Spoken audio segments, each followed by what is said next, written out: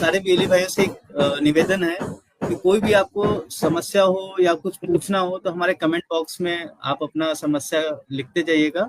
हम एक एक करके आपका समस्या का समाधान भी हम आपको बताते रहेंगे इसी पे। ठीक है, देखिए पैन की प्रोसेस के बारे में आपको बताएंगे कि कैसे करना है।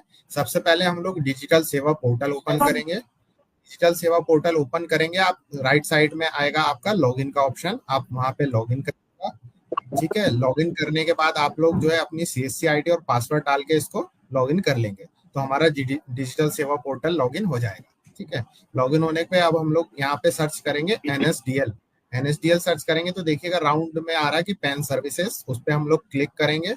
तो वहां पे हम लोग अब 3-4 चीज दिखाएगा कि यूटीआई, पैन, एनएसडीएल, एआई। तो हम लोग यहाँ पे जो सर्विस यूज करेंगे वो एनएसडीएल की सर्विस पे क्लिक करेंगे, जो राउंड शेप में आ रहा है उस पर हम लोग क्लिक करेंगे। जैसे ही क्लिक करेंगे लॉगिन विजिट डिजिटल सेवा पोर्टल के माध्यम से इसको हम लोग लॉगिन कर लेंगे। अब इसमें दो, अगर यदि कोई हमारा नया वीएलई है, अगर वो अपना रजिस्ट्रेशन नहीं कराया उसने, तो उस पर यूजर रजिस्ट्रेशन के लिए उसको नया अपना फॉर्म फिलअप करेगा, रजिस्ट्रेशन क्रिएट करेगा, उसमें लॉगिन आईडी पासवर्ड आ जाएंगे उसके, देन उसके बाद वो लॉगिन कर पाएगा। ठीक है, और जो हमारे ओल्ड यूजर हैं जो ऑलरेडी इस प्रोसेस के थ्रू पैन बनाया हुआ है जिन्होंने, वो डायरेक्ट ही जो है या तो वो नया एप्लीकेशन बना सकते हैं या करेक्शन वाला जो भी एप्लीकेशन है, जो आपका लॉगिन आईडी पासवर्ड आपके पास पुराना है उसी के माध्यम से आप क्लिक करके इसको बना सकते हैं। ठीक है, दो माध्यम से हम लोग यहाँ पैन बना सकते हैं। ठीक है, एक तो आएगा ई केवाईसी के माध्यम से और दूसरा स्कैन बेस्ड ई साइन के माध्यम से। जो ई केवाईसी है उसमें डायरेक्ट जो हमारा डिटेल फैच करेगा वो आधार के थ्रू करेगा। इसमें मोबाइल नंबर जो है मैंडेटरी है उसके आधार से लिंक होना।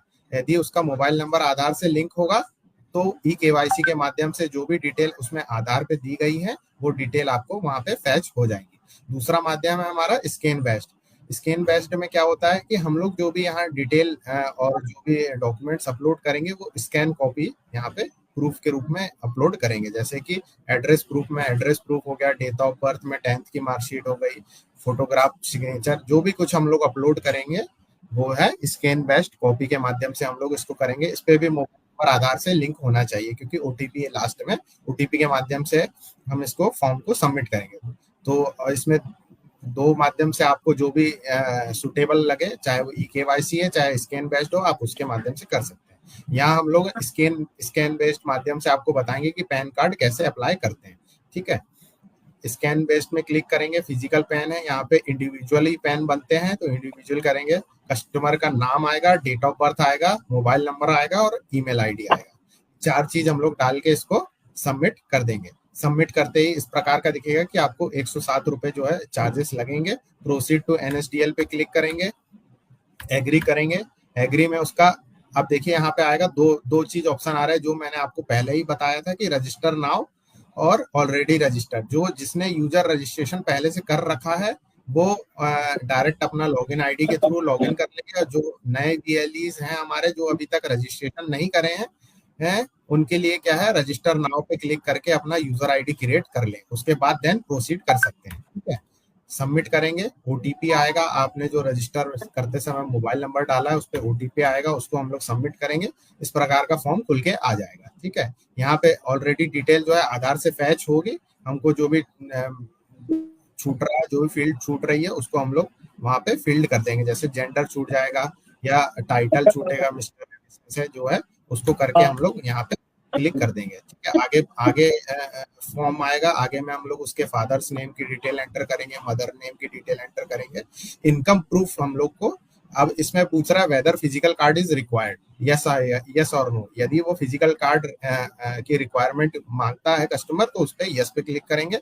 वैसे भी यस की क्लिक करिए, फिजिकल कार्ड की रिक्वायरमेंट सभी को रहती है, तो जो उसका रजिस्टर्ड आधार कार्ड पे एड्रेस है उस पे वो पैन कार्ड की एप्लीकेशन जो है फिजिकल माध्यम से वहां पहुंचती है। ठीक है, सोर्स ऑफ इनकम में जो भी आपका कस्टमर का सोर्स ऑफ इनकम है कि वो सैलरी है या फिर अपने हाउस होल्ड से प्रॉपर्टी है उससे इनकम आती है, बिजनेस इनकम या अदर जो भी है वो आप डाल सकते हैं। ठीक है, टेलीफोन नंबर डालिएगा, एड्रेस ऑफ कम्युनिकेशन में आप डालिएगा, जो आधार पे एड्रेस है वहां पे वो डाल के फिलअप कर सकते हैं। ठीक है, आगे प्रोसीजर आएगा, आप अपना प्रोवाइड एओ कोड डिटेल जो भी है डाल दीजिए, डॉक्यूमेंट आप अपलोड कर दीजिए, सिग्नेचर और उसका कस्टमर का जो है सिग्नेचर और फोटो अपलोड कर सकते हैं, और जो सपोर्टिंग डॉक्यूमेंट है जो हमारे मार्कशीट या रेंट प्रूफ जो भी है वो भी आधार कार्ड आप यहाँ पे अपलोड कर दीजिए। ठीक है। अब जब हमारा पूरा फॉर्म भर के कंप्लीट हो जाएगा तो इस पे दो माध्यम आएंगे।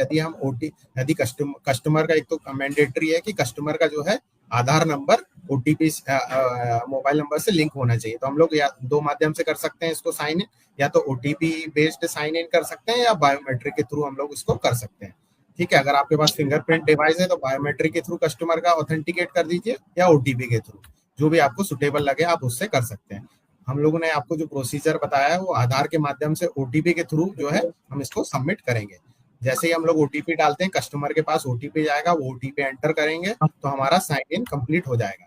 जब सी कंप्लीट हो जाएगा तो हमको पैसे के लिए आ जाएगा कि आपका जो है फॉर्म सबमिट हो गया, आप यहाँ पे उसका पेड कर दीजिए।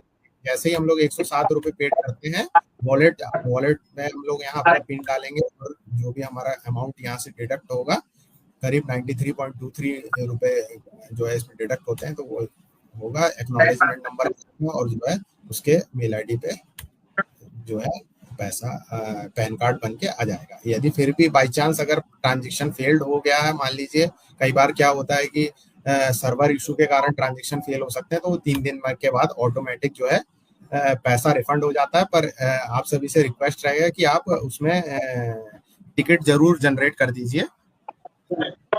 आफ्टर 3 डेज के बाद टिकट जनरेट करिए। जी नितेश जी, बहुत बढ़िया आपने हमारे वीएलई भाइयों को समझाया है। हमारे मैक्सिमम वीएलई भाइयों को समझ में भी आ गया होगा। कुछ अभी जिससे मैं रिक्वेस्ट करना चाह रहा हूँ, कुछ आप भी अपडेट कुछ एड ऑन करना चाहते हो तो हमारे वीएलई भाइयों को भी आप कुछ सजेस्ट कर सकते हैं। एड ऑन ये कर सकते हैं कि वीएलई यूटीआई में काम नहीं कर पा रहे हैं, जैसे न्यू यूजर वाले, वो एनएसडीएल से अप्लाई कर सकते हैं। बस एनएसडीएल से एक ही केस है कि इसमें माइनर नहीं बनता है, माइनर पैन कार्ड इसमें नहीं बनते हैं। हाँ, बट इसमें जो यूटीआई में काम नहीं कर पाई यूटीआई टीएसएस में, वो एनएसडीएल में वर्क कर सकते हैं और बहुत ही इजी प्रोसेस है। अच्छा, हमारा कोई नया वीएलई आज ही सीएससी आईडी उसने अप्लाई किया है, आज ही उसकी हाँ, वो आईडी अप्लाई कर सकता है। वो जैसे नीतीश जी ने पीपीटी में दिखाया था स्टार्टिंग में कि रजिस्टर्ड नाउ और लॉगिन, तो जो रजिस्टर्ड नाउ है उस पर जैसे ही रजिस्टर करेगा, अपनी डिटेल फिल करेगा और फिर वो हमारा एनएसडीएल का एजेंट बन जाएगा। और जब कभी इसके बाद जब कभी लॉगिन करना है तो उसको नीचे वाले स्टेप में अपना पासवर्ड, मोबाइल नंबर डाले, इसका ओटीपी डाले और फिर आगे प्रोसीड कर दे। अच्छा, इसमें हमारा नया वीएलई भी काम कर सकता है, तो हमारे वीएलई भाइयों के लिए बहुत अच्छा मौका है काम करने के लिए। जो आज ही सीएससी आईडी जिसकी आई हुई है वो भी पैन कार्ड के लिए काम कर सकता है। तो एक अच्छी चीज ये है कि इसमें वॉलेट लास्ट में लगा हुआ है, तो इस वजह से आप लोग को पेमेंट का कोई इशू नहीं रहेगा। जब आपका फॉर्म पूरा फिल हो जाएगा, इसके बाद ही आपका पेमेंट डायरेक्ट होगा। एक हमारे मनोज जी का, हमारे वीएलई जी हैं मनोज जी मेहता जी हैं, उनका एक क्वेश्चन आया हुआ है कि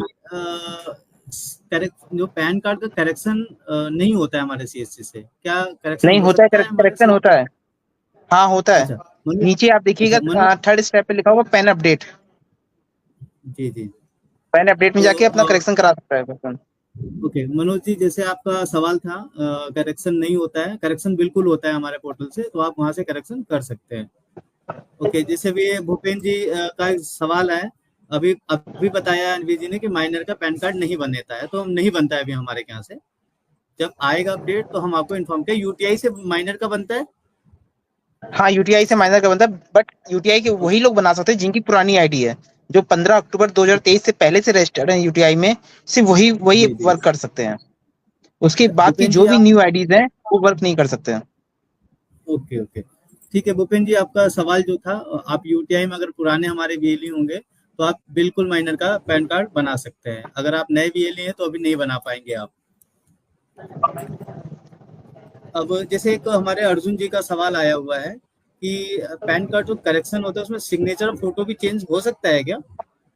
हाँ, आराम से हो सकता है, उसमें फोटो सिग्नेचर चेंज कर सकते हैं। Photo signature, mobile number, email ID आप चेंज कर सकते हैं, एड्रेस तक अपना चेंज कर सकते हैं।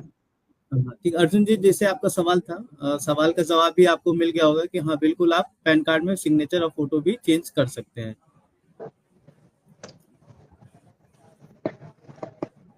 एक आरती जी का सवाल आया है, एसएसजी का पैन कार्ड बन जाएगा क्या अपने पोर्टल से? नहीं, वो यूटीआई से कैसा? बनेगा। ओके। आरती जी, आप एसएसजी का कार्ड बना सकते हैं, मगर आप पुराने, हमारे जैसे भी पहले बताया गया कि पुराने वीएलई आपके पास सीएससी आईडी होगी, तो आप यूटीआई के थ्रू आप एसएसजी का कार्ड बना सकती हैं।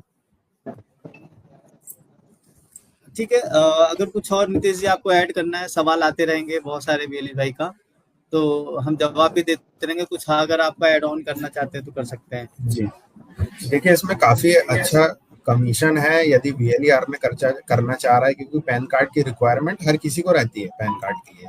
ठीक है, जैसे ही वो 18 साल के ऊपर हो जाता है तो उसको पैन कार्ड मैंडेटरी है कि बनाना ही है, तो हर पैन कार्ड पे 14 से 15 रुपए उसको कमीशन प्राप्त होता है। बहुत अच्छा है, आपको नॉर्मल सा नीतीश जी, इसमें जो जैसे पहले आपको पीपीटी के माध्यम से बताया कि रजिस्टर करके आप जो है इस सर्विस को यूज कर सकते हैं। यदि पुराने हैं तो ऑलरेडी उनको पता ही है, वो अपना लॉगिन आईडी पासवर्ड के थ्रू उसको कर सकते हैं। तो मेरी सभी से रिक्वेस्ट रहेगी, जितने भी वीएलई भाई हमारे सीएससी में काम करते हैं, पैन कार्ड की सर्विस आप सभी यूज कर सकते हैं एनएसडीएल के माध्यम से। तो आप इस सर्विस का अधिक से अधिक जो है यूज करें और अपना जो है अर्निंग कर सकते हैं। नितेश जी, एक वीएलई भाई का हमारा क्वेश्चन आया हुआ है, सुरेंद्र जी का है, हमारे सुरेंद्र वीएलई जी हैं। इनकी आईडी 2016 से है, मगर अभी यूटीआई ओपन नहीं हो रहा है इनके में। कुछ प्रोसेस बता सकते हैं जिससे यूटीआई? नहीं, ऐसा नहीं है। मान लीजिए इसमें केस ये है कि यदि उन्होंने 2023 दिसंबर 2023 से पहले कभी भी यूटीआई में एक बार रजिस्ट्रेशन करा होगा तो वो पुराने कहलाएंगे। अगर वो उन्होंने उसके बाद कर रहे हैं तो दैट मीन्स वो नए हैं, वो उनके लिए कितनी भी पुरानी आईडी हो उससे मतलब नहीं है। पर रजिस्ट्रेशन यूटीआई पोर्टल पे अगर वो दिसंबर 2023 से पहले कर देते हैं तो वो पुराने हैं उनके लिए, अदरवाइज सब वो नए हैं, तो वो यूटीआई का यूज नहीं कर पाएंगे। बिल्कुल सुरेंद्र जी, आपको जवाब मिल गया होगा। आपकी आईडी 2016 की, मगर आपने यूटीआई पे रजिस्ट्रेशन नहीं किया होगा, जिससे आप यूटीआई पे काम नहीं कर पा रहे हैं।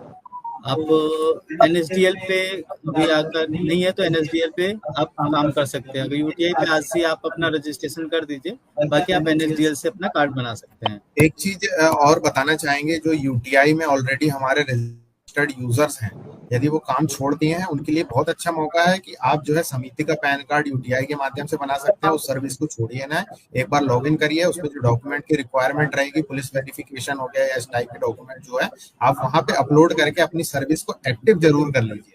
क्योंकि अगर आप ही के पास है वो मौका, क्योंकि नए वाले पीएलई तो उसमें एड ऑन नहीं हो सकते हैं, तो ये बहुत अच्छा है कि आप उसको अपनी सर्विस को एक्टिव कर सकते हैं। जैसे हमारे वीएलई भाई को बहुत लंबा चौड़ा क्वेश्चन आया है, एक मैं डिस्प्ले करता हूँ इनका क्वेश्चन, तो एक बार पढ़िएगा, आप बताइएगा। जैसे लिखा हुआ पैन कार्ड अपडेट से न्यू पैन कार्ड अगर फॉर्म भरने के बाद केवाईसी का ऑप्शन नहीं आता है इनके साथ, जैसे आप डिस्प्ले में देख रहे होंगे इनका सवाल।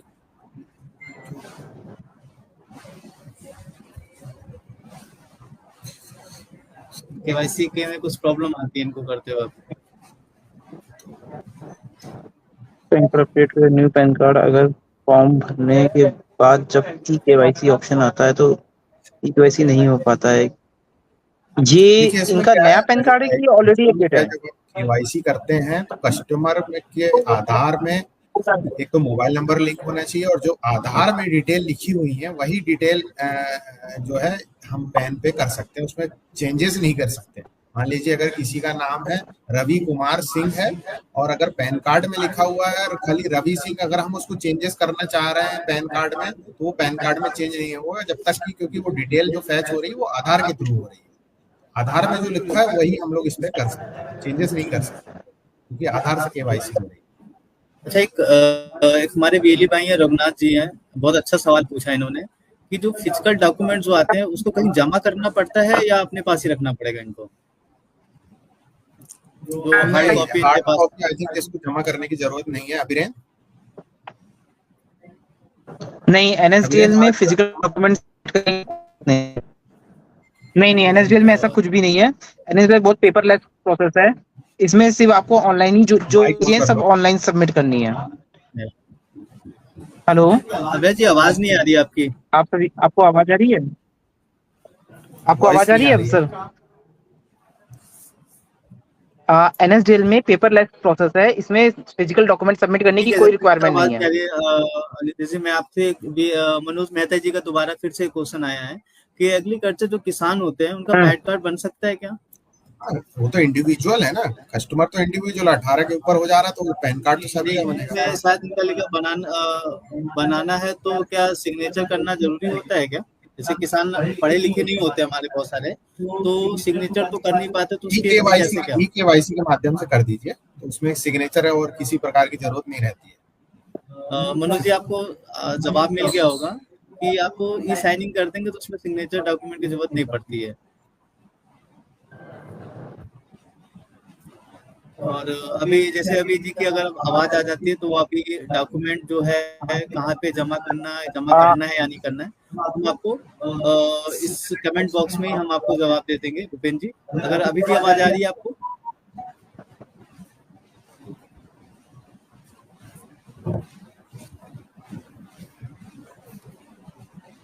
अभी जी आपको आवाज आ रही है?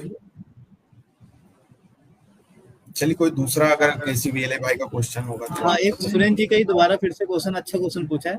यूटीआई में इन्होंने शायद पुराना रजिस्ट्रेशन किया था तो डिजीमेल चलता था हमारे सीएससी में, तो वो डिजीमेल आईडी तो हमारी बंद हो गई, मगर उनकी ओटीपी उसी डिजीमेल पे ही जाती है। कोई बात नहीं, आप डिटेल हमको मेल पे शेयर करिए, या तो डिस्ट्रिक्ट मैनेजर के माध्यम से आपका पुराना जो मोबाइल नंबर है वो पुरानी मेल आईडी, और जो आप नया अपडेट करना चाहते हैं मोबाइल नंबर और ईमेल आईडी वो आप व्हाट्सएप कर दिए, ईमेल के माध्यम से भेज दिए, तो हम लोग यहाँ पे आवाज आ रही है आप लोग को? आप जो है सर्विस का आवाज आ रही है? आपको सवाल मिल गया होगा जवाब।